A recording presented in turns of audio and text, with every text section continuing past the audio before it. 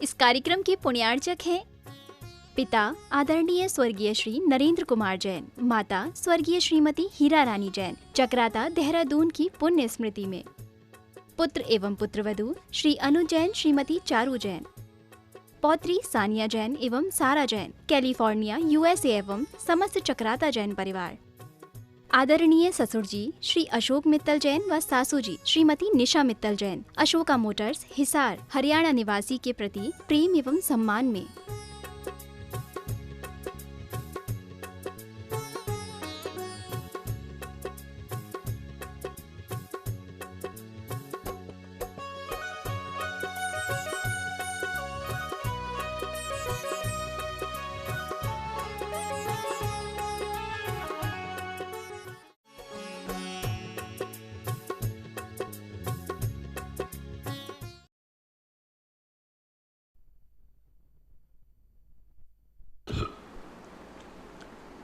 जय श्री ओम नमो अरिहंताणं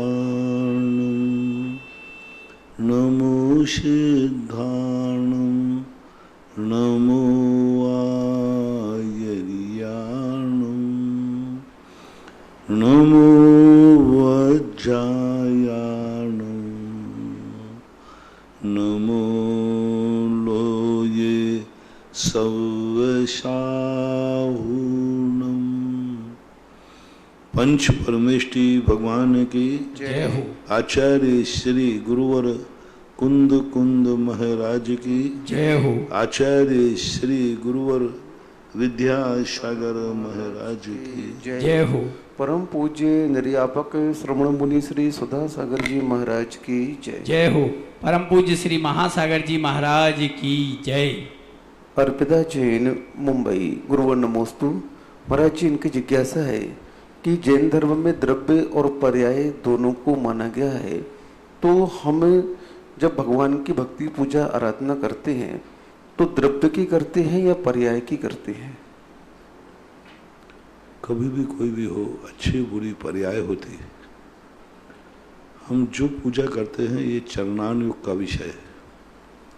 चरणानुयोग में जब हम पूजा करते हैं तो पर्याय की ही करते हैं, अरहंत की करते हैं, अनंत चतुष्टय की करते हैं, 46 गुणों की करते हैं, सिद्ध परमेष्टि की करते हैं, उनके गुणों की करते हैं। लेकिन जब हम ध्यान करते हैं तब पर्याय के अंदर ये पर्याय का मालिक कौन है, पर्याय का स्वामी कौन है, उसकी करते हैं। दो प्रकार के लोग होते हैं। एक होते हैं कि हमें राजा से मतलब है और एक होते हैं कि हमें राजा बनने से मतलब है। जब राजा से मतलब है तो हमें क्या लेना देना, राजा की बल्दियत क्या है, क्या लेना देना। हमें तो राजा से जो चाहिए वो राजा से मिल जाएगा। लेकिन जो राजा बनना चाहता है वो कहता है कि नहीं, मुझे राजा से मतलब नहीं है, ये राजा कौन है, कैसे बना, क्या बना। तो इसी प्रकार जब गृहस्थ भगवान की पूजा करता है तो पर्याय दृष्टि से करता है, क्योंकि उसे भगवान का सहयोग चाहिए, भगवान का सहारा चाहिए। वही साधक जब ध्यान करता है तो भगवान से कुछ चाहिए नहीं है, उसे खुद भगवान बनना है। वो खुद भगवान बनना चाहता है, वो भगवान से कुछ नहीं चाहता। इसलिए जब ध्यान किया जाता है तो पर्यायों के पार जो द्रव्य अपार शक्ति लिए बैठा है, अपार शक्तियों का भंडार है, उस अपार शक्तियों की तरफ दृष्टिपात करता है साधक द्रव्य दृष्टि से। तो ये दोनों पर्याय, पूजा में तो पर्याय को ही विवक्षित करना पड़ता है, पर्याय के बिना पूजा बन नहीं सकती। राजेन जैन मेरठ, गुरुवर नमोस्तु। महाराज जी, कोई व्यक्ति साधना करना चाहता है लेकिन परिस्थितियां ऐसी हो जाती हैं, ऐसे स्थान पर फंस जाते हैं कि जिस गांव में कुएं आदि की परेशानी होती है और हम उस समय प्रतिमा आदि लेकर के साधना नहीं कर पाते हैं, तो फिर अविरत रह करके हमें किस प्रकार की साधना घर में करनी चाहिए? अविरत के लिए कोई साधन नहीं, अभ्यास कुछ भी करे अपने मर्जी से। अविरत के लिए तो मास यही है कि वो षड आवश्यकों का पालन करे, और वे षड आवश्यकों में तब भी आते हैं, उपवास स्वाध्याय सब आता है। वो अपनी सुविधाओं को देखकर, अनुकूलताओं को देख करके अपनी चर्या को ढाल सकता है। वृत्ति होने के बाद फिर द्रव्यच्छेद काल की मर्यादा नहीं है, उसे तो कार्य करना है तो करना है, समय करना है तो करना है। वृत्ति होना का अर्थ है कि एक नियम बन गया, ये ही उसकी चर्या है। इसी कारण से वृत्ति उसको इतनी क्रियाएं करनी है, वो ये नहीं बहाना बना सकता कि ये द्रव्य अच्छा नहीं है, यहाँ का क्षेत्र अच्छा नहीं है, यहाँ का काल अच्छा नहीं है। नहीं, उसका तो जो समय नियत है, वृत्ति होने के बाद उसको तो पालना ही है, किसी भी परिस्थिति में हो। उसे द्रव्यच्छेद काल की मर्यादाएं कभी बाधित नहीं होती। मूलच्छेदनावधि, मूल जो व्रत उसने लिए हैं उन व्रतों के लिए कोई द्रव्यच्छेद काल की सीमा नहीं, उसको हर हालत में पालना है। अविरत सम्यक दृष्टि के जो षडावश्यक हैं उनको द्रव्यच्छेद काल भाव की मर्यादा को लेकर के जैसी उसकी परिस्थिति हो करना है। परिस्थितियों के अनुसार थोड़ा सा एडजस्ट करके चलता है। वृत्ति और मुनि एडजस्ट नहीं करते, उनकी तो कभी इसको एडजस्ट नहीं करना, तुम्हें ये कार्य करना है तो करना है। अविरत अपनी सुविधाओं के अनुसार देख के करें, जितना बन सके उतना करें। संभव जैन बेगमगंज, गुरुवर नमोस्तु। महाराज जी, इनकी जिज्ञासा है कि मंगलाचरण हम क्यों करते हैं और उसका अर्थ क्या है? मंगलाचरण हम क्यों करते हैं और उसका अर्थ क्या है? मंगलाचरण का अर्थ होता है एक सगुन, शुभ। कोई भी कार्य करने के पहले यदि मंगलाचरण कर लिया जाता है तो हमारी कुछ जो विघ्न बाधाएं आने वाली हैं वो आएंगी नहीं और आएंगी तो टल जाएंगी। क्योंकि शुभ कोई भी चीज़ अच्छी तरह से शुभ कार्यों के, शुभ लोगों के नाम लेने से होता है। तो पूज्यवर गोमर सार में सर्वात सभी में मंगलाचरण के संबंध में एक ही लिखा, जो हमारे आने वाले विघ्नों को दूर कर दे, जो हमारे विघ्नों को रोकता है, हमें समर्थ देता है, शक्ति देता है, वो मंगलाचरण कहलाता है। यानी शगुन के लिए, शुभ के लिए मंगलाचरण किया जाता है। मंगल आचरण, जो शुभ हैं उनके निर्देशन में कार्य। मंगलाचरण का वास्तविक अर्थ तो क्या है? जिस कार्य को हम करना चाहते हैं उसको हम गाइड सुने पहले, उसको कौन को तुम सुनना चाहते, किसके निर्देशन में कार्य करना चाहते हो, जिस पर तुम्हें विश्वास हो कि इसके निर्देशन में कार्य करने में हम सफल होंगे, तो उनका मंगल यानी श्रेष्ठ, मंगल यानी आदर्श, मंगल यानी पूजनीय, मंगल यानी पवित्र, महान जो हैं उनके अनुसार हमें कार्य करना है, उनके निर्देशन के अनुसार कार्य करना है।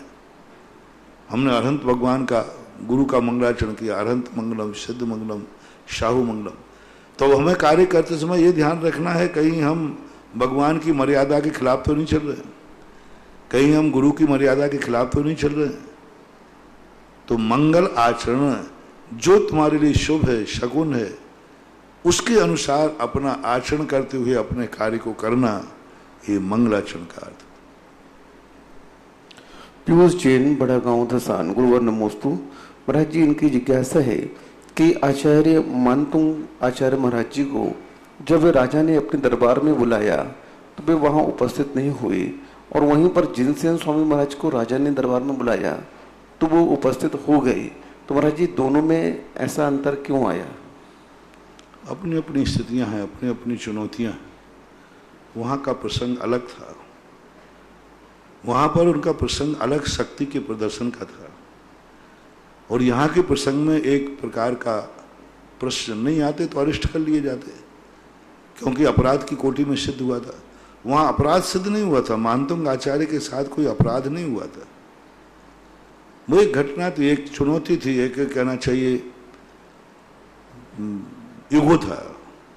जिनसेन स्वामी के ऊपर तो एक प्रकार का प्रश्न लगाया गया था। तो आ गए, वो प्रसंग है तो आने में भी कोई आ गए तो ठीक। हमारे यहाँ एक सहस्त्रबाहु का मिलता है, उनके पिताजी मुनि थे, बेटा को राजगद्दी देकर आए, बेटा को रावण ने बंदी बना लिया, और रावण मुनि भक्त था जैन दर्शन के अनुसार। तो महाराज ने वो कोई छुड़ा नहीं सकता था, उसने अपराध ही ऐसा किया था। अपराध कोई ज्यादा नहीं था, रावण था, रावण तो बंदी बना लिया, जेल में डाला था। अब उनके महाराज को पता चला, वो गृहस्थ अवस्था के पिता थे, कि ये जेल में मर जाएगा, इसकी दुर्गति होगी। इसकी दुर्गति होगी, और दुर्गति के साथ मरने की अपेक्षा। यदि मैं थोड़ा सा प्रयास करूं, अवधि ज्ञान आदि से जान लिया उन्होंने, यदि थोड़ा सा प्रयास करूं तो ये मामला सुलझ सकता है, और जो जेल में मर रहा है वो मुनि बन करके तपस्या करके मोक्ष भी जा सकता है। अब देखना, बेटा को जान लिया कि ये मोक्ष जा सकता है, मुनि बन सकता है, लेकिन आजीवन जेल हो गया इसको। अब जेल में तो मुनि बन नहीं पाएगा। अब वो महाराज भी थे और पिता भी थे, गृहस्थ अवस्था के पिता थे या महाराज थे। उन्होंने सोचा क्या करे, और मैं इसको छुड़ा सकता हूं, और छूटते ही मुनि बनेगा और ध्यान करके मोक्ष जा सकता है। मुझे अपनी मर्यादा के विपरीत चलना पड़ेगा। निर्णय फैसला करके रावण के दरबार में पहुंच गए, लंका में। लंका पहुंच गए, रिद्धि सिद्धिधारी थे, चारण रिद्धिधारी थे, पहुंच गए। मुनि महाराज को रावण आते ही देख करके उड़ा गया। महाराज, वो तो मुनि भक्त था ही, बहुत मुनि भक्ति था। मुनि महाराज हमारे दरवाजे, बिना हार के, बिना पड़गान के। वो खड़े हो गया, बोले गुरुदेव आप, ये सूरज पश्चिम से कैसे निकल रहा है? दिगंबर मुनि तो कभी किसी राज में जाते ही नहीं। बोले रावण, बहुत जरूरी काम है, क्या आप गुरु दक्षिणा दोगे? मुनि को बोले गुरुदेव बोलो। बोले सहस बाहु को बरी कर दो। बोले आपको यहां आने की जरूरत नहीं, क्या संदेशा भेजते? क्या पता संदेशा पाकर के तुम और उसको बंदी बना के मार डालते, तुम्हारा क्या भरोसा। मैं कहता हूं छोड़ दो। बोले साहब उसने अपराध किया है, वो अपराध की क्षमा मांग लेगा। छोड़ा गया, अपराध की क्षमा मांगी और बोला सहस बाहु रावण, अब बोले क्या करोगे तुम? बोले बस अब मैंने नियम ले लिया है, यदि मैं जेल से छोड़ूंगा तो सीधा मुनि बन करके आत्म साधना करके मोक्ष जाऊंगा। और सीधा वो पिताजी के साथ चला गया और मुनि दीक्षा ली, बड़ी तपस्या करके, घोर तपस्या करके आत्म का कल्याण किया। अब मैं आपसे पूछना चाहता हूं, उन मुनिराज ने अच्छा किया या बुरा किया? हाँ? महंत बाबू तू कुछ नहीं जानता, तू अंदर से बोल दो, महाराज ने अच्छा किया कि बुरा किया है? अच्छा, अच्छा किया। अब वो महाराज ठीक है, महाराज को अपनी मर्यादा, थोड़ी राज दरबार में जाना पड़ा, पिताजी का मोह भी जाग गया, मान ली जाग गया, लेकिन उद्धार कितना हुआ? वो जेल में सड़ के मर जाता और राजा है फांसी दे दे, कुछ भी करता, लेकिन निकालने के बाद वो मुनि बन के, भावलिंगी मुनि बना, तपस्या करके बहुत बड़ा कल्याण कर लिया। अब बोलो, उन बड़े महाराज के इतना झुकने से एक व्यक्ति का कल्याण होता है, तो उनके झुकने से उनके मुनि व्रत का कोई ज्यादा कुछ बिगाड़? क्या बिगड़ गया इसमें? कुछ नहीं बिगड़ा, सामान्य थोड़ी, थोड़ा अपराध चले। विष्णु कुमार ने मुनि पद छोड़कर 700 मुनियों की रक्षा की, क्या बिगड़ गया? थोड़ा सा केवल ज्ञान एक दिन पहले होता है, एक दिन बाद हो गया। तो ये कहलाता है विवेक। विवेक को इस समय इन सब चीजों का तुरंत निर्णय लेना चाहिए कि मेरे थोड़े झुकने से एक व्यक्ति मुनि बनेगा, मोक्ष जाएगा, नहीं तो जेल में सड़ के मरेगा। अब दुनिया कुछ भी कहे, अरे देखो मुनि बन गए, अभी तक बेटे का मोह नहीं गया, मुनि बन गए और अभी तक इनको देखो राज दरबार में कैसे चले गए, मुनि होकर राज दरबार में चले गए, बेटे के खातिर काय के महाराज हैं, पंपलेटबाजी हो जाएगी, व्हाट्सएप निकल जाएंगे, भैया देखो कल युगी महाराज अपने बेटे के खातिर मुनि छोड़कर राजा के पास पहुंच गए। बड़ा मुश्किल। पुराणों में एक कथा लिखी और इस कथा की प्रशंसा बड़े बड़े लोगों ने की राजा की, देखो एक बेटे को एक बेट कल्याण करने के लिए। तो ये सब चीजें विवेक होती है। हमारे पूज्य ज्ञान सागर महाराज ने एक भद्रोदय चरित्र लिखा, उसके अंदर एक आरिका का एक चित्रण है। मां आरिका बन गई, लेकिन उसके बेटे के प्रति राग था कि मेरा बेटा भी आत्म कल्याण करे, लेकिन बेटा नास्तिक था, बेटा धर्म से दूर था। तो एक बार वो माता जी महाराज से, अवधि ज्ञान महाराज से पूछे, महाराज जी मैं तो आरिका बन गई हूं, लेकिन मेरे में बेटे का राग नहीं है, मैं बेटे का मोह नहीं है, मेरा इतना ही है कि मेरा बेटा भी मुनि बन के आत्मा का कल्याण करे। ये सफलता मेरी कब मिलेगी? कोई मेरे बेटे का राग नहीं है संसार बढ़ाने का, बस मेरा बेटा मुनि बन के आत्मा का कल्याण करे। मैंने ये भावना भाई थी जब इसको गर्भ में आया था, और लेकिन मुझे कोई लक्षण नहीं दिख रहे हैं कि ये अपना कल्याण करेगा या नहीं करेगा। और मेरी तमन्ना थी कि मेरा बेटे को मैं जन्म दे रही हूँ, ये मुनि बने, आत्म साधना करे। तो क्या महाराज मेरी भावना झूठी रही? मैंने संस्कार खोटे दिए। वो तो मुनि बन रही, वो तो राजपाट में लीन हो गया, वो तो राजपाट में लीन है, उसको तो खबर ही नहीं धर्म की, कोई मतलब ही नहीं रखता। अवध ज्ञानी महाराज कहते हैं आपकी भावना गलत नहीं है, आपको एक प्रयास करना पड़ेगा। वो पिताजी को बहुत चाहता है और पिताजी के प्रति उसका बहुत राग है। कभी पिता उसको राजगद्दी देके गए, तुम पिताजी की दुर्दशा सुनाओ, उनके घर जाओ, तुम्हें हार का होकर घर कैसे जाऊं? तो एक जीव के खातिर जाना पड़ेगा। तो क्या करना? वो जिस पलंग पर बैठता है वो पलंग हाथी दांत से बना है, हाथी दांत होते हैं ना, हाथी, उससे वो पलंग बनाया है। और वो जिस हाथी को उसने मारा है उसके वो पिताजी थे, यानी इसको राज दे करके मर गए, तो वो हाथी हुए। उसी हाथी को मारकर और उसने पलंग बनाया। तुम ये प्रूफ उनको दिखाओ, और वो सारे प्रूफ बता दिए। वो पूछेगा क्या सबूत है कि वही थे, सब बता दिया कि तुम्हारे पिताजी थे, ऐसे ऐसे के सब बता दिया। माता जी पहुंच गई घर पे, बेटा घबरा गया, माँ आप तो आरिका बन गई, आप यहाँ कैसे आए? बोले बेटा एक कहानी सुनाना है तुझे। बोले तू किस पलंग पे बैठता है? बोले माँ हाथी दांत के पलंग पे बैठता हूँ। बोले बेटा कौन से हाथी का? सब कथा बता दी।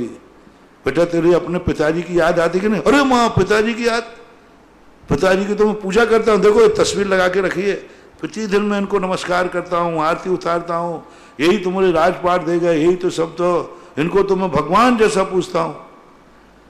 बोले बेटा जिन पिता की तू तस्वीर लगा के पूछ रहा है ना, वही पिता मरकर हाथी हुए जिसको तूने मरवा करके और ये पलंग बनवाया है, तू अपने पिता की हड्डियों के ऊपर बैठा है।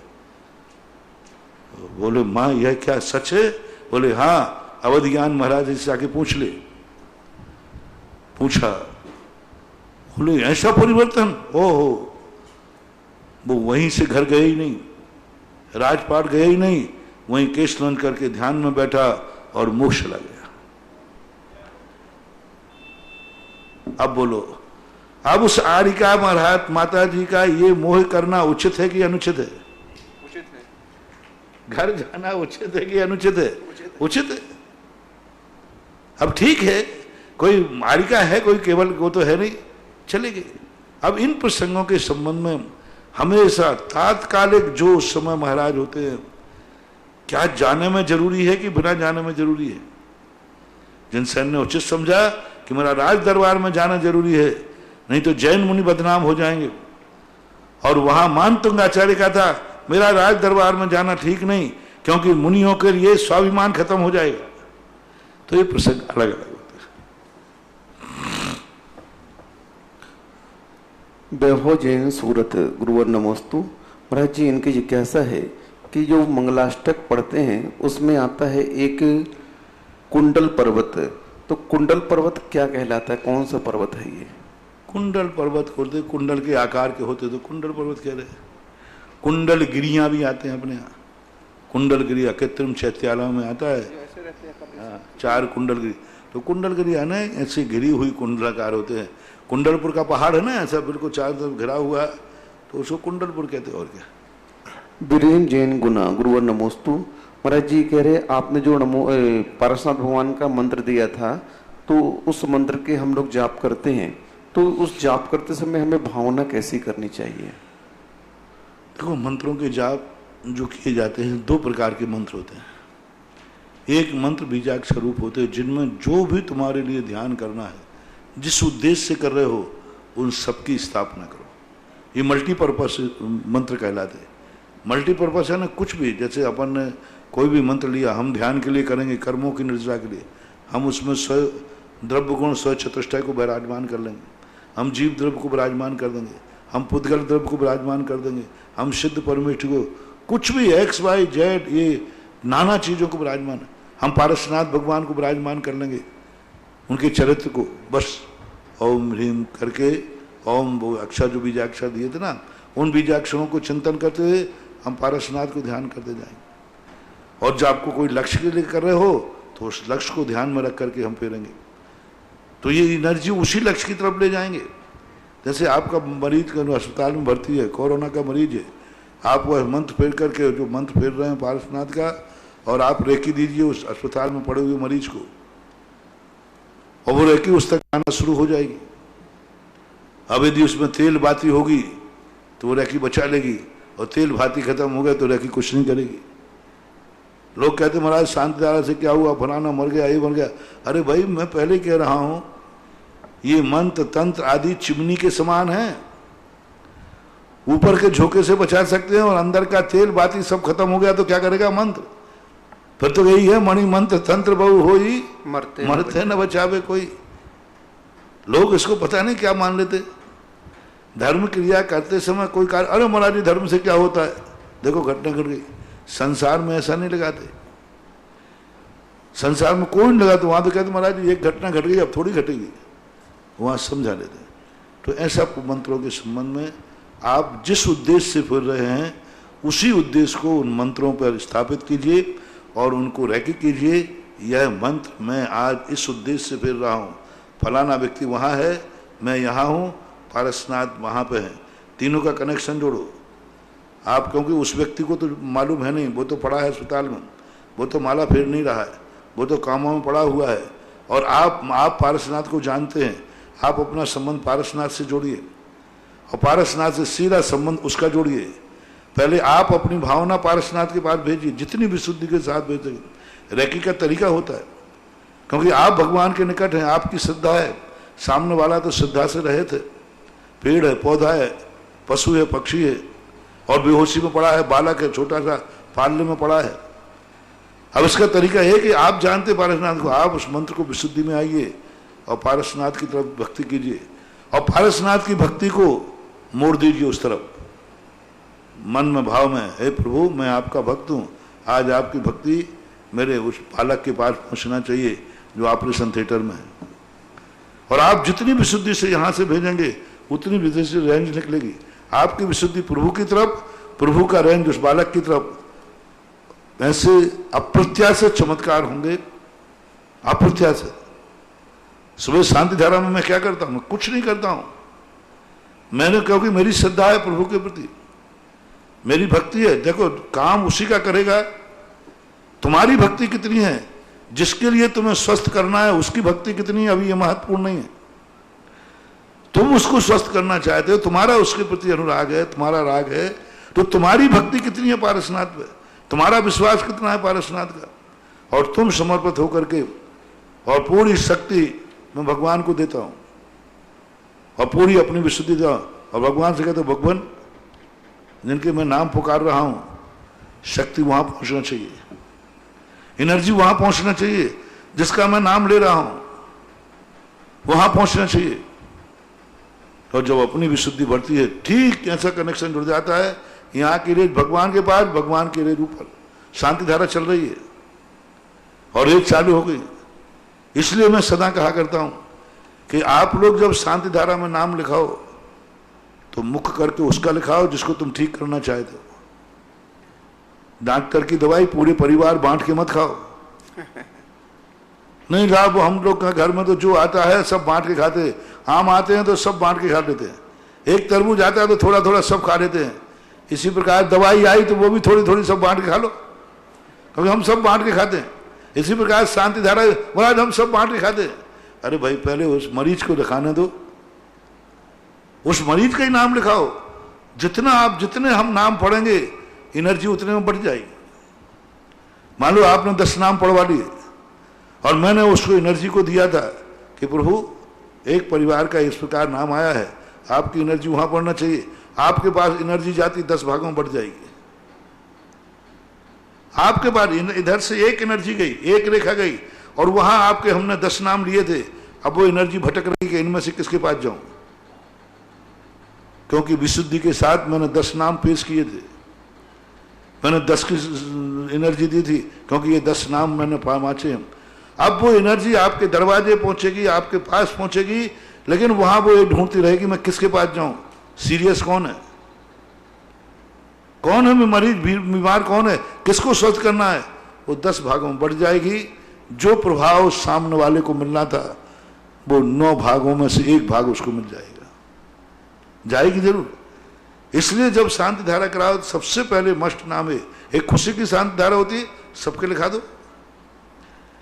लेकिन जब कोई बीमारी पर, जब कोई दुखी आदमी पर शांति धारा हो तो मेरा कहना है सारे परिवार के नाम मत लिखाओ, ये दवाई है। मैंने कहना खुशी की शांति धारा के लिए मना नहीं कर रहा हूं, खुशी में कराओ, आप सबके लिखा दो। आज तुम किसके लिए करा रहे हो, बीमारी के लिए, दवाई के लिए। औषधि जैसे घर का हर व्यक्ति नहीं, जो बीमार है उसी को खाना चाहिए। आप सब मिलकर के कहो नहीं हमारा नाम बोले या नहीं बोले, हमारे नाम की जरूरत नहीं है, हमारा मरीज अस्पताल में भर्ती है, इसको ठीक होना चाहिए। सब त्याग करो अपने नाम का और कहो नहीं एक ही नाम जाएगा और पूरी प्रभु की ताकत उसी के नाम जाएगी, ठीक उसको करना है। आप लिख दे फलाना चंद कोरोना के, उसके बाद 10 नाम और लिख दिए, ये इनको क्या है। हमारा यूं आप बोल दो ना, कल किसी खुशी में बुलवा लेना। मैं नाम तो काट दूं, मैं उसमें ढूंढता हूं कि बीमार कौन है, शेष नाम में छोड़ देता हूं। तो मैनेजर कहते महाराज हमारे पास मेरा नाम छूट गया। मैंने पूछ लो जिसका छूटा वो बीमार तो नहीं था, बीमार का छूट गया हो तो कल ले लूंगा, और स्वस्थ का छूट गया हो तो कहना महाराज ने चलाकर छोड़ा है तुम्हारे बीमार व्यक्ति को ठीक करने के लिए। ये बहुत बड़ी रेकी है। रेकी कोई ऐसे ही नहीं होती, जब भावनात्मक रेकी देना पड़ती है तो हमें व्यक्ति को एकाग्र होना पड़ता है, उसको ध्यान करना पड़ता है वो कहाँ का है, कैसा है, और हमें मालूम नहीं है तो वो खुद रेकी ढूंढ लेगी, वो एनर्जी ढूंढ लेगी और वहां जाकर अस्पताल में पलंग नंबर ढूंढ लेगी और वहीं जाकर के कभी भटक नहीं सकती, उसको जाके प्रभावित करेगी। मात हमने नाम लिया, हमें एड्रेस पता नहीं, नाम ले लिया, गांव का नाम ले लिया। अब वो अपने आप व्यवस्थाएं सारे के सारे हैं, जैसे आप मोबाइल का नंबर मिलाते हैं तो अपने आप वो पकड़ लेते हैं कि कहाँ रेंज है कहाँ नहीं है। ऐसे ही हमारी भावनात्मक रेकी ऐसे ही होती है। ऐसे तो इन सब के बहुत बड़े प्रभाव हैं। हर चीज की विधि है महानुभाव, हंसी मजाक मत समझो। आज लोग शांति धाराएं कर रहे हैं, श्लोक में पैसा आने जग जाएगा, पैसे नहीं, इसको साधन मत समझो, इसकी विधि है। आज हर व्यक्ति शांति धारा में जुट रहा है, पढ़ते भी नहीं आता है और श्रद्धा भी नहीं है। नहीं, पढ़ने वाला श्रद्धालु हो, उसके प्रति श्रद्धा हो। हर व्यक्ति के साथ में मात्र पैसे का साधन नहीं, पैसा तो इसलिए कि उसके बिना तुम्हारा समर्पण त्याग प्रदर्शित नहीं होता है। वस्तुतः सभी लोगों से मेरा कहना है, जिन जिन मंदिरों में लोगों ने शांति धारा शुरू की है तो इस पर्पज से शुरू ना करें कि शांति धारा से इतनी आय हो जाएगी। अरे भाई शांति धारा चालू कर दो, मंदिर में इनकम हो जाएगी, इनकम समझ लेना। वो शांति धारा बनिया की शांति धारा, जो कमेटी वाले जो मंदिर की इनकम के लिए शांति धारा कर रहे हैं, इनकम उनकी दृष्टि में है, ध्यान रखना उस शांति धारा का चमत्कार खत्म होता जाएगा, उन मूर्ति का चमत्कार खत्म होता जाएगा। पैसा कमाने के लिए नहीं करना चाहिए कि मंदिर की आय हो जाए, ये करना चाहिए ये मूर्ति इतनी अतिशयकारी है, इस मूर्ति से हम अधिक से अधिक लोगों को लाभ देना चाहते, जिससे लोगों को लाभ मिले। और जब लोगों को लाभ मिलता ही है वो तो इसलिए कि फोकट का कोई मूल्य होता नहीं, दान पूर्वक की हुई क्रिया फलदायी होती है। इसलिए वर्षा जैन दिल्ली, गुरुवर नमोस्तु। महाराज जी पूछ रहे हैं कि एक ही नमोकार मंत्र को मानने वाले, एक ही धर्म को मानने वाले क्या आपस में लव मैरिज कर सकते हैं? क्या एक ही जैन हैं, एक ही धर्म को मानने वाले, तो आपस में क्या लव मैरिज कर सकते हैं? ये सब चीजें हमारी मर्यादा के बाहर है।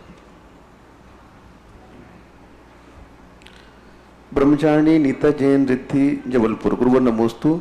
महाराज जी 6 ढालक की 3री ढाल में आया है द्विविध संग मुनि शुद्ध उपयोगी मुनि उत्तम निज ध्यानी। तो इसमें शुद्धात्मा में जो लीन है वो महराज अंतरात्मा है। और दूसरी लाइन में महाराज जी उत्तम महाराज बता दिया, तो मध्यम अंतरात्मा में भी महाराज को लिया है और उत्तम अंतरात्मा में मुनि को लिया है, तो दोनों को उत्तम और मध्यम में कैसे ले लिया? उस पर क्या है, शुद्ध उपयोग में निरंतर बहुतायत की अपेक्षा है। जैसे आम्र वन है लेकिन उसमें नीम के वन भी है। एक महाराज वो होते ज्यादा शुद्ध उपयोग में लीन रहते हैं, एक महाराज वो होते ज्यादा शुभ उपयोग में लीन रहते हैं। तो वो शुभ उपयोग की प्रधानता से है, उनका शुद्ध उपयोग की प्रधानता है। मुनि दोनों है, शुभ उपयोगी मध्यम अंतरात्मा है, शुद्ध उपयोगी है उत्कृष्ट अंतरात्मा, ऐसा माना। परम पूज्य आचार्य गुरुदेव श्री विद्यासागर जी महाराज के परम आज्ञानुवर्ती शिष्य निर्यापक श्रवण मुनि पुंगव श्री सुधासागर जी महाराज के मुखारविंद से ऑनलाइन जिज्ञासा देखने वाले, सुनने वाले, अपने समाधान पाने वाले सभी भक्त जो जिनवाणी चैनल के समक्ष और सुधा कलश चैनल के माध्यम से देख रहे हैं, सुन रहे हैं, उन सभी भक्तों की ओर से गुरुवर के चरण में त्रिवार नमोस्तु। महाराज जी के पावन चातुर्मास के लिए एक और भक्ति कलश में स्थापना करने के लिए उनके परिवारजन यहाँ पर विराजित हैं। वो आ जाएंगे सुंदरलाल, बिमला देवी, प्रकाश मैना, पारस रेखा, जम्बू पिंकी, अनीश, विजय लक्ष्मी, अनिशा, अमन, नमन, आगम, खुशी, असिका, पद्माक्षी, लोहाड़िया परिवार, बजौलिया पदार्थ परिवार के लोग और परम पूज्य महाराज श्री के समक्ष कलश की स्थापना करेंगे। इस क्षेत्र पर विश्व के बड़े बाबा की वेदिका पर स्वर्ण कार्य हेतु एक 11,000 रुपए की राशि गुप्तदान भीलवाड़ा से आई है। उन सभी के सम्मान में जोरदार तालियां। पहला प्रश्न है महाराज श्री अनिल जैन, नमोस्तु गुरुवर। आगम में आत्मा की 3 अवस्थाएं बतलाई हैं, बहिरात्मा, अंतरात्मा व परमात्मा। अंतरात्मा के 3 भेद, उत्तम अंतरात्मा, मध्यम अंतरात्मा और जघन अंतरात्मा। मेरा प्रश्न है कि मध्यम अंतरात्मा व जघन अंतरात्मा किसको कहते हैं, कृपया समाधान करें। मध्यम अंतरात्मा शिवयोगी अभी मुनराज की बात कही, और गृहस्थ जितने हैं, जो गृहस्थ हैं, वृत्ति हैं, 2 प्रतिमाओं से लेकर के पंचम गुण स्थानवर्ती आरिका तक जितने हैं, ये मध्यम अंतरात्मा में आते हैं। जगन कहें अविरत समधारी, और जगन अंतरात्मा अविरत सम्यक दृष्टि जो कहलाते हैं, उनको लिया गया है। ये 6 ढलाकार ने ये 3 भेदों के किए। अन्य आचार्यों ने प्राचीन परंपरा में ये सब नहीं मिले। कुंद भगवान ने या श्रावकाचारों में, प्राचीन श्रावकाचारों में, मूलाचार में, शमयचार में उत्तम मध्यम जगन भेद पात्रों के संबंध में नहीं मिले। लेकिन नहीं मिले सो बात नहीं, आगम में हैं, भेद किए हैं, तो इनसे कोई बाधा भी नहीं है, ठीक है, अच्छा है। अगली जिज्ञासा है हरिश्चंद्र जैन, जयपुर। महाराज श्री, देव गति के देवों के पास क्या कोई व्रत या संयम पाया जाता है? नहीं, कोई व्रत से अनैतिक भी नहीं है, वृत्ति भी नहीं। लेकिन ये भी ध्यान रखना, देवता अनैतिक भी नहीं है, सप्तविष्णु नहीं है, शराबी मांसाहारी नहीं है, कोई गलत आचरण नहीं करते, व्रत भी नहीं है लेकिन अनैतिक भी नहीं है। अशोकनगर से आनंद जी ठेकेदार परिवार का गुरुवर के चरणों में नमोस्तु। महाराज श्री जी का जब हम प्रक्षाल करते हैं तो प्रक्षाल करते समय कौन से मंत्र को बोलना चाहिए? क्या प्रक्षाल के कपड़े से गंधोदक बना सकते हैं? प्रक्षाल के लिए कोई मंत्र पहले मूल आचार्यों ने तो दिया नहीं, लेकिन बाद में किसी ने छेपक करके कुछ मंत्र जोड़े हैं। यदि वो संस्कृत के मंत्र आप पढ़ लेते हैं तो अच्छी बात है, बढ़िया है, प्रक्षाल करते समय कर लेना चाहिए। कुछ नहीं पढ़ते हैं तो कोई धार्मिक भावना पढ़ सकते, जैसे अभिषेक पाठ है, वो अभिषेक पाठ को हिंदी वाला अभिषेक पाठ है ना, उसको जय जय भगवंते सदा, वो पाठ पढ़ते जाओ और मार्जन करते जाओ। तो कोई भी पढ़ करके कुछ शुभ मुहूर्त, लेकिन इतना ध्यान रखना चाहिए पढ़ते समय ऐसा मत पढ़ना कि तुम्हारा थूक मूर्तियों पर उछड़ता जाए। जब मूर्ति के पास आप हो तब आपको मन में पढ़ना चाहिए, बुदबुदाते हुए पढ़ना चाहिए, क्योंकि जितनी आवाज़ अपन तेज निकालेंगे उतनी ज़्यादा अपने अंदर मुंह में से कुछ ना कुछ। देखो अभी विज्ञान ने खोज के दिया, एक व्यक्ति जब बोलता है तो उसके अंदर का थूक 6 मीटर तक, 6 फीट तक जाता है। 2 मीटर का अर्थ क्या होता है? 6 लगभग 2 गज, 6 सवा 6 मीटर विज्ञान ने सिद्ध कर दिया। तभी तो उन्होंने कहा कि जब कोई तुम किसी से बात करो तो कम से कम 2 मीटर की दूरी रखो। क्यों 2 मीटर का है? क्योंकि 2 मीटर तक वो बोलते समय उसका थूक का एक छोटा सा कण 2 मीटर तक जाता है। अब थोड़ा सा आप लोग मेहरबानी करें, भगवान का प्रक्षाल कर रहे हो और चिल्लाते, कई लोग तो बातें करते हैं यहाँ वहाँ की, मार्जन करते जाएंगे, बोल रहे हैं, मुंह से बोलते हो कितना पाप, सिद्धियां हो क्यों नहीं रही, मुझे यही समझ में नहीं आ रहा है। इतना आप भगवान की पूजन भक्ति करते, लेकिन आप भगवान का अनादर बहुत करते, बोलते जाते, एक बूंद भी आपके मुंह का थूक भगवान के ऊपर उछल गया, जीवन भर का किया हुआ पुण्य बेकार हो गया, एक बूंद भी। कई लोग भगवान से लिपट जाते, भगवान को खूब पसीना पसीना हो रहे हैं, तो भगवान के शरणों में सिर लपेटते हैं, बहुत बड़ा अनर्थ कर रहे हो आप, कहीं धोखा खाओगे आप, नहीं पा पाओगे वो जो तुम्हें मिलना चाहिए। आपके शरीर का पसीना भगवान को लग रहा है, आपका शरीर का पसीना बिल्कुल छू रहा है और वो माथे से रगड़ रहे हैं भगवान को। विवेक से काम लो, फायदे के स्थान पर नुकसान हो जाएगा। आपके शरीर का स्पर्श, आपका माथा नहीं, धुले हुए हाथ हो, सूखे हाथ हो, हाथों से भगवान को छूना चाहिए, अपना माथा नहीं रगड़ना चाहिए एकदम। पसीने आदि तुम्हारे माथा, तुम लोग गृहस्थ हो, असंयमी हो, तुम्हारी काया इतनी शुद्ध नहीं है। तुम्हारी काया से जो भी देह परस्ते होय अपावन निस्दिन मल झारी, इस शरीर से जो स्पर्श करेगा वो अपावन होगा, और तुम्हारे शरीर से भगवान का स्पर्श हो गया तो भगवान भी अपावन कर दोगे क्या? विवेक ही नहीं रखते। पसीना जा रहा है, धूप जा रहा है, मत करो। और मेरा आप लोगों से कहना है, बहुत बहुत मेहरबानी मान जाओ, आहार देते समय कम से कम सामान हाथ में लिए, दूध हाथ में लिए, सब्जी हाथ में लिए, और चकार तम ऐसे बोलते जा रहे हैं, चिल्लाते जा रहे हैं, ये लाओ वो लाओ, ये लाओ वो लाओ, कोई पता नहीं थूक चला गया, जिंदगी भर का हार दिया हुआ बेकार हो गया। एक मुंह का थूक का टुकड़ा सब्जी में चला गया थोड़ा सा, और जूठा तुमने महाराज को खिला दिया। आप खुद कल्पना करो, इस पाप की कल्पना करो। मुनराज हैं, परमेष्ठी हैं, जगत पूज्य हैं, और तुम्हारे थूक उछल गया, कितना बड़ा पाप, इसी कल्पना करो। हमारे यहाँ विधि है इसकी, मुनराज की पूजा पाठ करने के बाद वहीं शुद्धि बोलो सब। आहार देते समय शुद्धि बोलने की परंपरा कहाँ से आई, मुझे समझ में नहीं आई। बीच आहार में शुद्धि बोलने की बात कहाँ से आई, ये सब गड़बड़ झाला है। वास्तव क्या है, महाराज की पूजा हुई बैठा के, उसी समय सब लोग मन शुद्धि, वचन शुद्धि, काय शुद्धि, आहार शुद्धि बोले, सब ने बोल दिया और सब ने हाथ धो लिए। बोलने के बाद क्योंकि आपने हाथ यूं किए, हाथों पर थूक उछल गया, सबने हाथ धो लिए, बस उसके बाद फिर बीच में शुद्धियां नहीं बोलना चाहिए। उसके बाद सब काम इशारे से होना चाहिए, सब काम इशारे से होना चाहिए। क्योंकि आप सामान लिए, वहां थाली परोस रही हैं, आप महिला लगाती हैं और चिल्लाते, अरे वो कटोरी लाओ, वो थाली लाओ, ये लाओ, वो लाओ, अंदर, हमारे सामने नहीं, अंदर। आवाजें तो आती, कान बहरे थोड़ी, और थाली लगाते जा रहे, वो सामान परोसते जा रहे और तुम लोग चिल्लाते जा रहे हो। मत करो ऐसा, मैं बहुत बार कह चुका हूं, बहुत बार कह चुका हूं, बहुत दोष है। आप खुद कल्पना करो कि ऐसा वैसी वस्तु महाराज के पास पहुंचना 6 फीट तक, 6 फीट देव विज्ञान ने सिद्ध किया है, 6 फीट तक जा सकता है। तो इस प्रकार के मार्जन आदि करते समय पाठ पढ़ें, लेकिन मूर्ति का जब हाथ में हो, प्रक्षालो, मौन, अंदर अंदर बुधवाओ, जय जय भगवत, अंदर अंदर, आवाज नहीं निकालो। आवाज निकालना है तो दूर खड़े हो जाओ, दूसरा मार्जन करे, तो ऐसा करना चाहिए। एक सबसे बड़ी बीमारी महाराज श्री कई लोगों की है कि एक नहीं, अगर मान लो 100 भगवान मंदिर में है तो 100 ही भगवान को छूना बहुत बड़ा पुण्य समझते हैं। नहीं, नहीं छूना चाहिए, ऐसा नहीं। एक भगवान को छूकर शुभ दृष्टि नमस्कार कहलाता है। सबसे बड़ा नमस्कार दृष्टि नमस्कार है।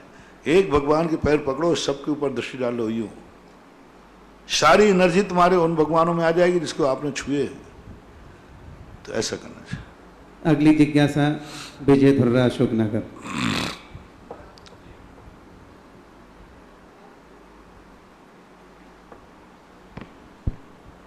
परम पूज्य आध्यात्मिक संत तीर्थोद्धारक निर्यापक श्रमण मुनि पुंगव सुधासागर जी महाराज के चरणों में बारंबार नमोस्तु नमोस्तु नमोस्तु। परम पूज्य गुरुदेव, आज के मंगलमयी प्रवचन में आपने प्रारंभ में कहा, प्रारंभ भी वहीं से हुआ कि जीते जी देवता बन जाएं, ऐसा कुछ हमें आचरण करना चाहिए, ऐसा कुछ प्रयास करना चाहिए। और आपने आखिरी में कहा धर्म करने के पहले धर्म को असीम कर दो। तो ये गुरुदेव जीते जी देवता बनने में आपने भगवान रामचंद्र जी का उल्लेख किया। ऐसी उनकी जीवन चरित्र को पद्म पुराण में पढ़ा तो वो तो ऐसा लगता है कि जैसे काल्पनिक जीवन हो, वो हम लोग अपने जीवन में कैसे उतारें। और धर्म को असीम करने का, धर्म को असीम किस रूप में करें, हमारी क्षमता बहुत छोटी सी है, तो हम इसको कैसे अपने लिए उसे सही बैठाएं। पूज्य गुरुदेव, शुरुआत की जाती है घर से। तुम अपने मम्मी पापा की दृष्टि में क्या हो, फिर की जाती है पत्नी से, पत्नी की दृष्टि में क्या हो, फिर की जाती है बच्चों से, बच्चों की दृष्टि में क्या हो, फिर की जाती है मोहल्ले से, मोहल्ले की दृष्टि में क्या हो, फिर की जाती है नगर से, नगर की दृष्टि में क्या हो, फिर नगर से देश, देश से मुल्क, मुल्क से 3 लोग कर दिया जाता है। ये देखा जाता है। पहले तो जिनके बीच में हैं, कभी यही तो प्रश्न चल रहा है कि तुम्हारी जिंदगी से तुम कितने लोग तुम्हारे से प्रसन्न हैं, कितने लोग तुम्हारी संगति पाकर कहते हैं मेरे अभाग्य है जो ऐसा बेटा मिला। कैसे भाग्य, सबसे बड़ी चीज है हो बाप को पाकर बेटा नहीं, माँ बाप बेटे को पाकर ऐतरा जाए, ओहो मैंने कितना पुण्य किए, ऐसा बेटा मिला। सबसे पहले देवता रामचंद्र जी को कौशल्या ने माना, सबसे बेटा भगवान को माना, माता मरु देवी ने माना। उन महान पुरुषों की माताएं देखो, बेटा गर्व नहीं कर रहा है, माँ बाप गर्व कर रहे हैं कि मैंने क्या पुण्य किया जो ऐसा बेटा मेरी गोदी में मिला। लो माँ बाप की दृष्टि में देवता बन गया। देवता किसे कहते हैं? जिसको पाकर के लोग गर्व करें। देवता की परिभाषा वो भगवान वाली नहीं, 18,200 एक लोक गुण में देवता कौन है?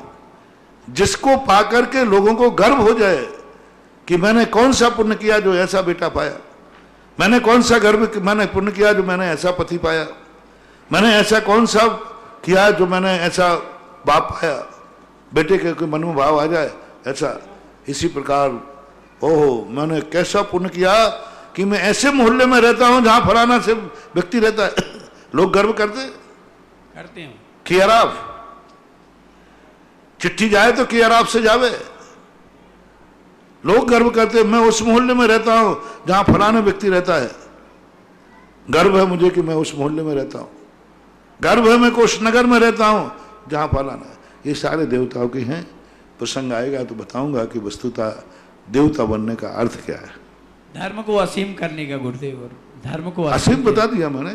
कोई भी क्रिया को करो, शुरू करो, मर्यादित नहीं, जब तक लगेगा मन तब तक करूंगा, नहीं लगेगा तो 2 मिनट बाद छोड़ दूंगा। ऐसा नमोस्तु नमोस्तु। जितेंद्र जैन शास्त्री सांगानेर गुना पूज्य गुरुवर के चरणों में सपरिवार नमोस्तु। हे पूज्यवर, आप कहते हैं कि विधि कथन करना सर्वश्रेष्ठ है, निषेध कथन में विषमवाद की स्थिति बन जाती है। तो हे पूज्य श्रेष्ठ, विधि कथन में गुण का ज्ञान हो जाएगा परंतु दोष का ज्ञान तो हो नहीं पाएगा। कहा भी है बिन जाने ते दोष गुणन ते कैसे तजिए, कहिए पूज्य श्री समाधान करें। मैंने ये नहीं कहा कि विधि कथन करना चाहिए, मैंने ये कहा है दोपहर में निषेध कथन में झगड़ा है, करना तो निषेध भी चाहिए। मैंने विधि ये नहीं बताया कि ये करना ये नहीं करना। मैंने कहा कि विसंवाद कहाँ होते हैं? निषेध कथन। आपसे कहा कल से भगवान के दर्शन करने आओगे, कितने लोग आते हो, लेकिन अन्य रागी देशी देवताओं के और महाराज ये मत करना। कितने यहाँ बैठे हुए लोग हैं जो भगवान के पूजन अभिषेक करते हैं, लेकिन उनसे कहूँ खोटे देवों के पास मत जाना, महाराज वो तो नहीं छोड़ पाऊंगा। अब देखो विधि कथन कर लिया, विधि कथन में निषेध नहीं है, लेकिन खोटे नहीं छोड़ सकते। अच्छा कार्य कर लेगा लेकिन बुरा कार्य छोड़ नहीं सकता। तो बुरे कार्य छोड़ने में, किसी का निषेध करने में विसंवाद होते हैं। मैंने स्वरूप बताया है, ना कि मैंने विधि बताई थी। सुनने वाला शायद झपकी ले रहा होगा। अगली जिज्ञासा रिकॉर्डिंग के माध्यम से। मोस्ट नमस्ते गुरुदेव, मैं वैभव काला सूरज से मेरे और मेरे परिवार की तरफ से पूरे संघ को तहबा नमोस्तु नमोस्तु नमोस्तु। गुरुदेव, मेरी जिज्ञासा है कि अगर कोई व्यक्ति मृत्यु के बाद कितनी देरी बाद पूर्ण जन्म लेता है, कृपया जिज्ञासा का समाधान करें। नमोस्तु। कोई व्यक्ति मृत्यु के बाद कितने समय बाद जन्म ले लेता है? कितने समय? अधिक से अधिक 3 समय, बस। अधिकतम 2 समय, 3 समय, 1 समय। अपन यहाँ पता ही नहीं कितना छोटा समय है, हम कोई सेकंडों से भी नहीं बांध सकेंगे। सेकंडों से भी असंख्यात में हिस्से में जाके जन्म लेता है कोई भी। अगली जिज्ञासा पुनः रिकॉर्डिंग के माध्यम से। ललितपुर से शीलचंद जैन, अनोरा परिवार का मंदिरों के, क्षेत्रों के, तीर्थों के वास्तु दोष हटाकर झलाझल करने वाले गुरुवर मुनि पुंगव श्री सुधासागर महाराज को त्रिवार नमोस्तु। गुरुवर, जब तीर्थंकर गर्भ में आते हैं तभी से सभी को मालूम हो जाता है कि यह भगवान बनेंगे। तो हे गुरुवर, भगवान के 4 कल्याणक होने के बाद मोक्ष कल्याणक के पहले तीर्थंकर के होते हुए क्या उनकी मूर्ति विराजमान मंदिरों में कर सकते हैं कि नहीं? अगर है कहीं तो उसका बताइए कि कहाँ पर विराजमान है, और नहीं हो सकती है तो आप इसको समाधान करें कि तीर्थंकर के होते हुए इनकी मूर्ति क्यों विराजमान नहीं हो सकती है। नमोस्तु नमोस्तु नमोस्तु। पहली बात तो ऐसा कोई निषेध वाक्य नहीं कहा। भगवान की मूर्तियाँ तो तुम तो कहते हो रहते हुए, वो अभी हुए नहीं, उसके पहले ही मूर्ति विराजमान हो गई, भूतकालीन भविष्यकालीन। अभी भगवान बने नहीं, तुम तो भगवान के रहने की बात कर रहे हो। भविष्यकालीन जो अभी बने नहीं है, नीचे नरकों में स्वर्गों में पड़े हुए हैं, और उनकी मूर्तियां त्रिकाल 24 तुम ही खुद क्षेत्रपाल जी में बैठाल रहे हो, अभी जो बने ही नहीं है।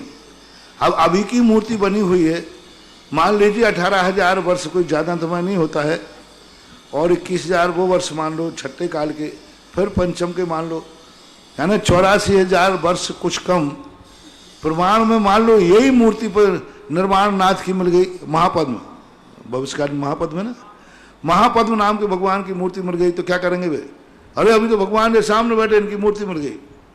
तो महान आत्माओं का त्रिकाली स्वरूप को भी एक वर्तमान स्वरूप मान करके कर लिया जाता है। जो समूषण में मूर्तियां बैठती हैं मानस समाधि में, वो उन्हीं भगवान के पैरेलल बैठती हैं। उनका चिन्ह तो नहीं होता, लेकिन किसी भगवान की भी नहीं होती, वो अरहंत भगवान की होती है।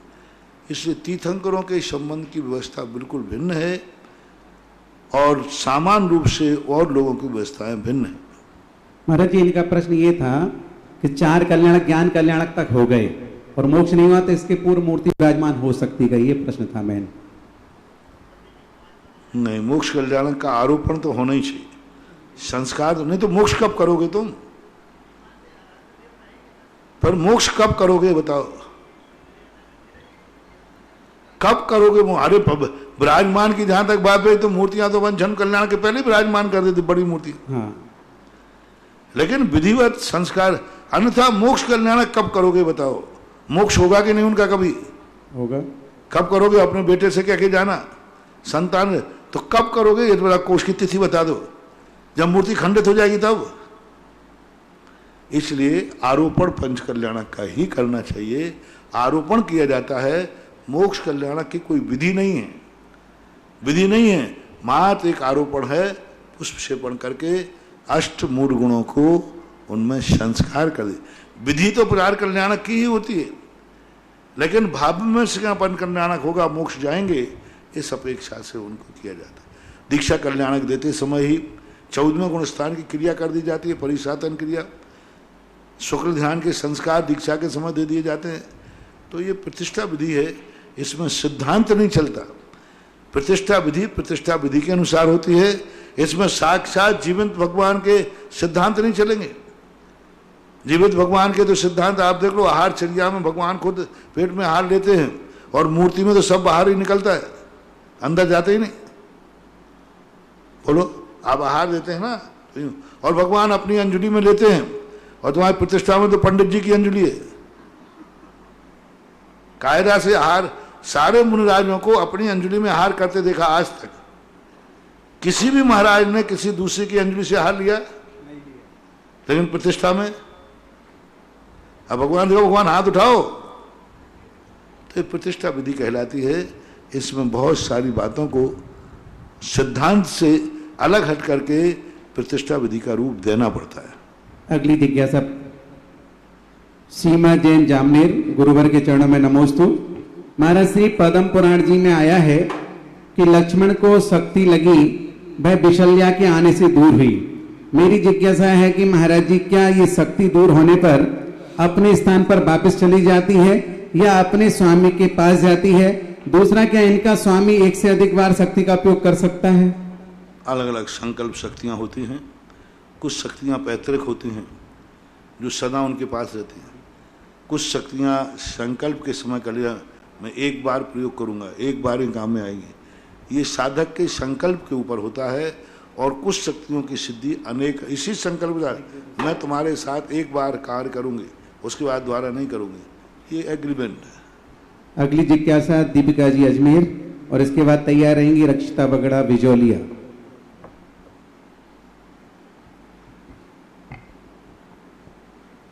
नमोस्तु गुरुदेव। महाराज जी, आत्मा का स्वभाव जानना देखना बताते हैं, तो संसारी अवस्था में तो हो जाता है, लेकिन सिद्ध अवस्था में देखना कैसे बनेगा? उनकी तो इंद्रियां होती ही नहीं है। नमोस्तु गुरुदेव। देखना हमारे यहाँ आंखों से ही नहीं होता। संसार अवस्था में भी हम आंखों से कम देखते हैं, बहुत कम देखते हैं। 4 इंद्रियों और मन में अचक्षु दर्शन होता है। बिना आंख के देखे ही हमें दर्शन हो रहा है, ये छूने ही दर्शन है। दर्शन का अर्थ होता है किसी वस्तु के जानने के समय, प्रथम समय में जो अनुभूति होती है उसको दर्शन बोलते हैं। तो दर्शन तो आंखों से नहीं होता, अचक्षु दर्शन। अचक्षु को भी दर्शन कहा है, यानी कानों से जो हम शब्द सुन रहे हैं ना, तो सबसे पहले उसका दर्शन ही होता है, अचक्षु दर्शन। अचक्षु दर्शन का अर्थ देखना ही मात्र नहीं है। अचक्षु दर्शन का अर्थ है सामान्य अवलोकन। अवलोकन का अर्थ होता है सामान्य प्रतिभास। अब कान में शब्द आया तो अब वो शब्द तो हमें देखने में तो आ नहीं रहा, और शब्द आंखों का विषय है भी नहीं, शब्द आंखों का विषय नहीं। लेकिन जैसे वो प्रथम समय स्पर्श करेंगे, ये रूढ़ संज्ञा है। दर्शनोपयोग में जो दृष्टापने की संख्या है, देखने की संख्या है, ये रूढ़ संज्ञा है। इसमें हमारी आंखों से ऐसा दिखता नहीं है। स्पर्श को भी अवलोकन कहते हैं, तो ऐसा मानना चाहिए। महाराज, एक समाधि भक्ति में आता है पंच अरिंजय माणे, तो इसका क्या मतलब है? पंच अरिंजय माणे पंचय बंदिशाए रे बंदे पंचय। अब इस संबंध में बहुत सारे अलग अलग प्रकार के मंत्र मिलते हैं। कोई कहते हैं कि पंच अरिंजय आदि विधेय क्षेत्र के तीर्थंकर आदियों को लेकर, कोई अलग। इसके संबंध में पूर्णतः निर्णय की स्थिति नहीं है। नमोस्तु महाराज। नमोस्तु महाराज जी। महाराज जी, ऐसा बोलते हैं कि जैसे जो लंबी लंबी सांस लेते हैं उनके आयु कम होती जाती है, तो महाराज जी आयु बंद वर्षों में होता है कि श्वासों में होता है? एक एक समय का होता है, एक एक समय का होता है। स्वर्गों के संबंध में हमारे शास्त्रों में कहा, एक देव की आयु एक समय कम। जैसे मान लीजिए प्रथम स्वर्ग के युगल की आयु 2000 सागर है, तो दूसरे स्वर्ग की जघन आयु 2000 सागर एक समय है। एक समय अधिक है उसकी आयु। तो आयु का बंध समय प्रति समय के हिसाब से होता है। नमोस्तु। सरिता जैन, सिरोंज, मध्य प्रदेश। महाराज श्री पूरे परिवार के ओर से चरणों में नमोस्तु निवेदित कर रहे हैं, और उनकी जिज्ञासा है कि हमने तीर्थ क्षेत्र सीलोदय तीर्थ की बोली ली थी, ऑनलाइन हमने पैसे भी भेज दिए, पर कमेटी की गलती से राशि उसी नाम के दूसरे खाते में कर्नाटक पहुंच गई, तो इसमें दोष किसको लगेगा? अब मुझे क्या मालूम गलती किसकी हुई। आपने खाता देखा कि नहीं? वहां वालों ने खाता देखा? एक ही नाम से 2 अकाउंट थे, कर्नाटक में भी और राजस्थान में भी। नहीं, आपके जमा करते समय आपने चूक की है। आपको उसका पूरा नंबर पता, ऐसी बात थोड़ी है। नाम एक होगा लेकिन कर्नाटक तो लिखा होगा, नाग होगा तो एक तो लिखा होगा, राजस्थान या तो। विजय धुर्रा के पास आई थी ये जिज्ञासा। नहीं, ये जिज्ञासा बिल्कुल आपकी गलती, जमा करने वाले की 100% गलती है, पूरी 100%। तो सीलोदय में तो दान देना ही चाहिए, जहाँ बोलिए देना चाहिए, और वहाँ के कायदे से बात करो, वो ट्रांसफर वापस कर देंगे। यदि अच्छे लोग होंगे तो वापस कर देंगे, घोटालेबाज होंगे तो नहीं करेंगे, और क्या करेंगे। अच्छे लोग होंगे तो क्या बात होगी, उनसे बात करिए, वो वापस करेंगे बाकायदा। अगली जिज्ञासा विनोद भैया। महाराज जी, भगवती आराधना के मध्य में आता है कि जो लोग यातनाएं देते हैं या हिंसक प्रवृत्ति के रहते हैं, उनको अभोज मतलब भोजन पंक्तिबद्ध न कराएं या उनको जाति से बहिष्कृत कर दिया जाए, तो क्या जानबूझ के हिंसा करने वालों को ऐसा है कि एक्सीडेंट आदि में हो जाए तो? जानबूझ करके हिंसा करना, जानबूझ करके जो हिंसा करते हैं, हिंसक प्रवृत्ति होते हैं, अनजाने में तो ऐसा कोई व्यक्ति नहीं जिससे घटनाएं नहीं घटती हो। जानबूझकर चलाकर जिनकी हिंसक प्रवृत्ति है, यातना देते हैं, यातना चला करके देते हैं, या मार डालते हैं, मरने की प्लानिंग बनाते हैं, गुंडे तत्व हैं, चोर डाकू हैं, तो इनके लिए है, अबुद्धिपूर्वक के लिए नहीं। हरीश जैन गुरुवर के चरणों में नमोस्तु। महाराज से इंद्रियां 5 होती हैं, प्राण 10 बतलाए हैं। इनमें 1, 2, 3, 4 एवं 5 इंद्रिय जीव में कितने कितने प्राण होते हैं, और स्पर्श आदि 5 इंद्रियों का आकार कैसा होता है? वहां पर बस एक इंद्रियों के हिसाब से प्राण कम करते जाओ। आयु सबके पास है, स्वाचुसार सबके पास है, काय बल सबके पास है, ये मान करके 4 हमारे यहाँ कहा ना, तिक्काले चतुपाणा, इंद्रिय बल माओ आण पाणो, एक इंद्री भी है, एक बल भी है। इंद्रिय बल माओ आऊ पाणो, स्वाचो स्वाच है। ये तो 4 प्राण तो सभी जीवों के पास होते हैं। फिर 2 इंद्रिय के बाद एक इंद्रिय का प्राण बच जाएगा और वचन योग बढ़ जाएगा, वचन बल बढ़ जाएगा। 3 इंद्रिय के बाद एक इंद्रिय का बढ़ जाएगा, वचन बल जो कहते हैं। 4 इंद्रिय के बाद एक इंद्रिय का बढ़ जाएगा, एक प्राण बढ़ जाएगा। 5 इंद्रिय के बाद असंगी के पास एक बल बढ़ जाएगा। संगी हो गया तो मन का भी प्राण बढ़ जाएगा। तो इनको क्रम से जिसके पास जितनी इंद्रियां बढ़ती जाएं, वचन मन बढ़ता जाए, वैसे मान लेना चाहिए। कम से कम नीचे वाले में 4 प्राण तो तिक्काले चतुपाणा, इंद्रिय बल माऊ आण पाणो है, ये तो रहेंगे रहेंगे। अगली जिज्ञासा देवेंद्र जैन अशोकनगर। गुरुदेव के चरणों में बारंबार नमोस्तु। गुरुदेव, मेरा प्रश्न है कि मरण के समय जीव को नमोकार मंत्र ही सर्वश्रेष्ठ सुनाने के लिए है, इसके अलावा 12 भावना, भक्तांबर, समाधि, मरण में भावना, कोई भी सामने वाले का उपयोग जैसा लगता हो, वो सुर सुनना चाहता हो। अरे यदि उस समय समाधि के समय ओम ओम भी सुन ले तो बहुत, नमोकार मन सुन ले तो महाभाग्यशाली है। भक्तांबर और तत्व चिंतन सुन ले तो महाभाग्यशाली है। कोई समाधि के समय कहे मुझे समय सार सुनाओ, हो धन्य है, वो तो और महानशाली है। समय सार सुनने का भाव आ रहा है। जिनेन्द्र वर्णी पद्मनंदी विंशति में एक तत्व सप्तति कोई करके एक अध्याय है, वो सुनते थे, वो सुनाओ, और उनको कंठस्थ था वो, तो वो सुनते। तो ये तो सब उपयोग के ऊपर है, सामने वाला कैसा है। अगली जिज्ञासा यशा पटवारी बिजोलिया। नमोस्तु महाराज जी। महाराज जी, श्रीपाल चारित्र में ये लाइन्स आई थी कि नेत्रहीन पुरुष, काना, छोटी गर्दन वाला, मुंडित शरीर वाला, ऐसे व्यक्तियों पर कभी विश्वास नहीं करना चाहिए। तो महाराज जी, इसका क्या रीजन? ये अंगोपांग शरीर के हिसाब से कहिए। अंगोपांग शरीर के अंदर जो स्थितियां रहती हैं, शुभ अशुभ, ये नीतियां हैं, इनको सिद्धांत नहीं बनाना। सिद्धांत बनाने से बहुत बड़ा अनर्थ हो जाएगा। ये नीतियां कहलाती हैं। नीतियां जैसे कहते हैं वो तिरछी टोपी, मृदुल वाणी, बेईमान की यही निशानी। तो अब वैसे तो तिरछी टोपी वाले मानो बच्चा जन्म गया तो क्या करोगे? ये सिद्धांत नहीं, नीतियां हैं। नीतियां कभी कभी लागू होती हैं।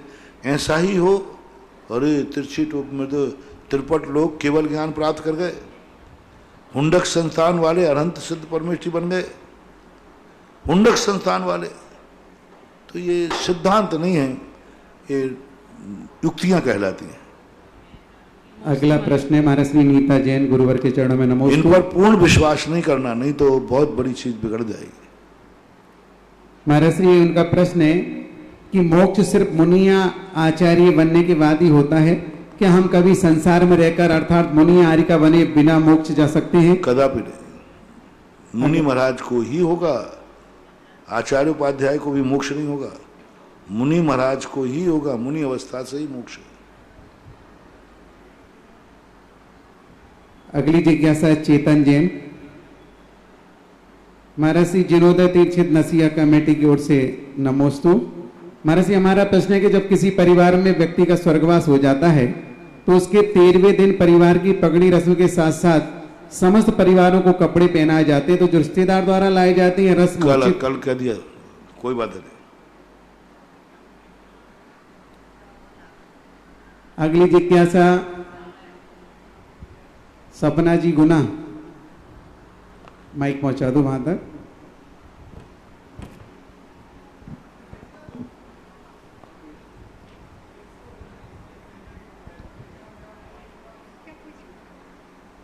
मेरे आराध्य गुरुवर के चरणों में बारंबार नमोस्तु। महाराज श्री पद्मनंदी पंचविंशति का स्वाध्याय कर रहे हैं हम लोग, तो उसमें मान लो जो गाथाएं रहती है उनका हम अशुद्ध वाचन करते हैं, तो करें या नहीं करें महाराज? करो, अशुद्ध करो लेकिन करो, क्योंकि जिससे संस्कृत बैठती रहेगी मुंह में, और जब कोई शुद्धि करने मिले तो कर लेना। पढ़ने का साहस तो करो। सबसे पहले आनार व्यक्ति अशुद्धि पढ़ता है, लेकिन पढ़ा ही नहीं तो फिर कभी शुद्ध होता नहीं। उसी में स्थापना निक्षेप द्रव्य के भेद बताए दो, द्रव्य स्थापना निक्षेप और भाव स्थापना। हाँ जी, ये क्या है? द्रव्य स्थापना निक्षेप का अर्थ होता है वस्तु को वस्तु में साक्षात स्थापित करना। ये वस्तु आकार बना दिया जैसे मूर्ति का, ये द्रव्य निक्षेप हो गया। भगवान की मूर्ति आकार है, ये द्रव्य निक्षेप है।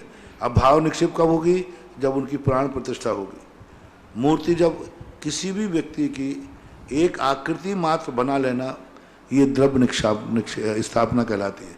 सामान्य अपन ने मान लिया कि ये भगवान है, ये द्रव्य स्थापना है, लेकिन जब इसमें गुणों का आरोपण करना, प्रतिष्ठा करना, प्राण प्रतिष्ठा करना, मूर्ति बनती है, द्रव्य निक्षेप हो गया।